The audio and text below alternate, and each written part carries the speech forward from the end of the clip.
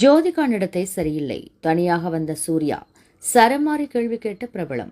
சமீபத்தில் பேட்டி ஒன்றில் பேசிய பயில்வான் ரங்கநாதன் சூர்யா ஜோதிகா குறித்து பேசியுள்ளார்.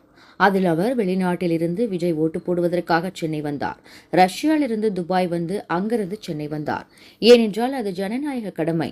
பெரும்பாலான நடிகர்கள் ஓட்டு போட்டார்கள், ஆனால் அதை கூட செய்ய தவறிவிட்டார் ஜோதிகா. பத்திரிகையாளர்கள் இது பற்றி கேட்கும்போது சிவகுமாரின் நிலைமை என்னவாக இருக்கும்? மகன் மட்டும் வந்திருக்காரு, ஆனால் மருமகள் வரல. இந்த நிலைமையில் ஜோதிகா தஞ்சாவூர் கோவில் சுத்தமாக இல்லை என்று குறை சொல்கிறார். ஜனநாயக கடமை இல்லாதவர், மனம் இல்லாதவர் எப்படி சமூக கருத்துக்கள் சொல்லலாம்? முதலில் தான் இந்தியன் சிட்டிசனாக இருக்கணும், அதன்பின் மற்றவர்களிடமிருந்து இந்தியன் சிட்டிசனை எதிர்பார்க்க வேண்டும். ஜோதிகாவின் நடத்தை இந்த விஷயத்தில் சரியில்லை.